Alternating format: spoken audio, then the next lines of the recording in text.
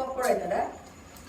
మీరే చెప్తున్నారు కదా, రాజు పేద అనేది భేదము ప్రాణం ఉండే వరకెరా, మట్టి మట్టిలో కలసిపోతే ఎట్టి భేదము లేదురే. ఎన్నోసార్లు పాడుకున్నాం కదా ఈ పాట.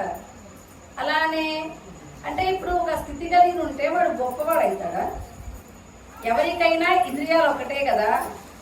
ఇంద్రియ చలనం కలిగినటువంటి వాడు ఎవరు ఉన్నా వాడు రాజు అయినా, ప్రధానైనా, ముఖ్యమంత్రి, చక్రవర్తి అయినా సరే, రాజు పదవి కంటే చక్రవర్తి పదవి గొప్పది. అంతటి చక్రవర్తి అయినా సరే మనస్సుకి లొంగినటువంటి వాడు మళ్ళీ మాయలో పడ్డట్లే కదా. మరి నువ్వు జనక మహారాజు గొప్పని ఎలా చెప్తున్నావు? జనకుడికి నువ్వు అనుకున్నట్లుగా మాకు అనిపించడం లేదు. ఆయన రాజ్యంలోనే ఉన్నాడు, రాజ్య సుఖాలనే అనుభవిస్తున్నాడు.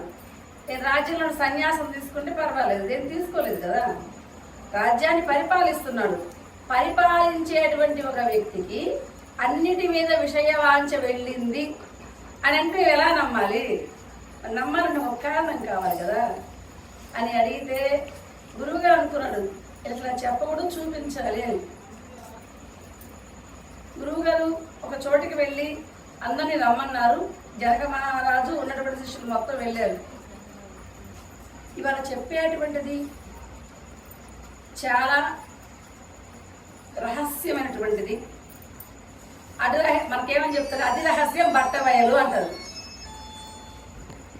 ఆ అతి రహస్యమైనటువంటి సూక్ష్మ తత్వాన్ని ఈరోజు మీకు అర్థమయ్యేలా చేస్తాను.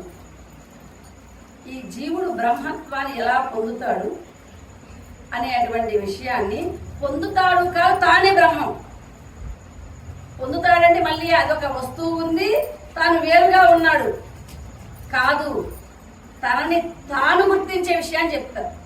నువ్వు బ్రహ్మానివే, కానీ బ్రహ్మానికి నీకు మధ్య ఉన్నటువంటి అవగాహన లేకపోవడం కారణంగా నీవు ఒక శరీరానివి, వీళ్ళంతా నా బంధువులు, ఇవన్నీ నా ఇంద్రియాలని వ్యామోహంలో ఉన్నావు. అది లేకుండా నేను చేస్తాను అని చెప్పి ఆత్మతత్వ విచారాన్ని చెప్తూ ఉన్నాడు గురువు గారు.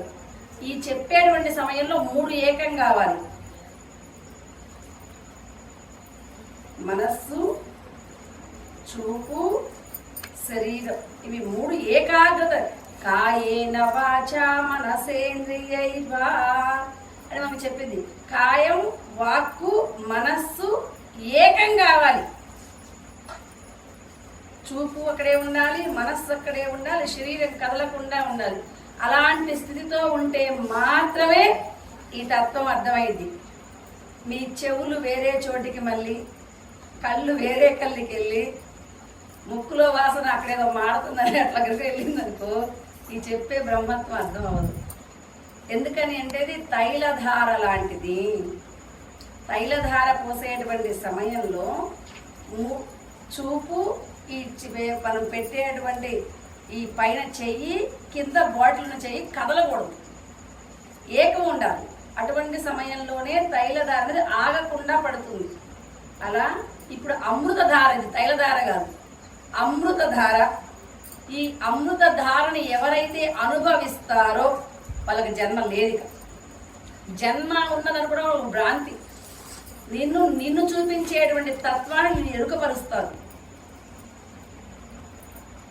మనకి గురువు శిష్యుడాయే, శిష్యుడు గురుడాయే, గురువు శిష్యుల సందు గురుతొక్కటాయే, గురువు శిష్యుల సందు గురుతూను తెలసితే ఎరుకే నిజమాయే, ఏమీ లేదాయే, మంగళము మంగళం అని మనకి మంగళహారతిలో పడతారు.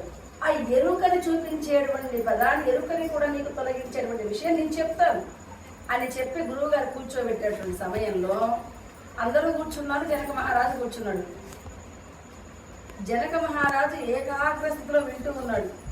ఇంకా ఏం చెప్తాడు అని దాంట్లో లయమైపోతుంది ఆయన.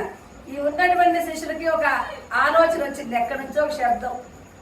ఏంటి ఆ శబ్దం అని అంటే, మన గుడిసెలు తగలబడుతున్నాయి, అదిగో రాజ్యం గారిపోతుంది. ఎప్పుడైతే శబ్దం చెవికి వచ్చిందో ఒక్కసారిగా లేసాయి. అది మనసు దాకా చేరింది. మనస్సు ఏం చెప్పింది? ఇంద్రియాలకు చెప్పింది, ఇంక పోదాం పదా. అక్కడి నుంచి లేస్తే ఇంక మళ్ళీ ఆశ్రమంలోకి పోయి ఆ బట్టాలు తీసుకొని గంధం తీసుకొని బయటకు వచ్చినారా అలా. కానీ జనక మహారాజుకు లేవలేదు. శరీరం నాది కాదు, శరీరంలో ఈ స్వరూపాన్ని గ్రహించిన వాడిని నేను, ఇది నా స్వరూపం. ఒకవేళ ఉంది చూద్దాం, లేదు పోయింది. నా ప్రాప్తం ఎట్లుండేది, కానీ ఇది పోతే రాదు కదా. కొన్ని జన్మల పాటు ఎదురు చూసేటువంటి జ్ఞానం ఇది. ఈరోజు ఈ క్షణాన్ని పోగొట్టుకున్నాను అని అంటే మళ్ళీ ఇంకెన్ని జన్మలు ఎత్తాలి. అటువంటి జన్మ రహిత్యమైనటువంటి స్థితిని చెప్పేటువంటి స్థాయి ఉన్నటువంటి ఈ ముక్కలని పొరపాటును కూడా వదలకూడదు.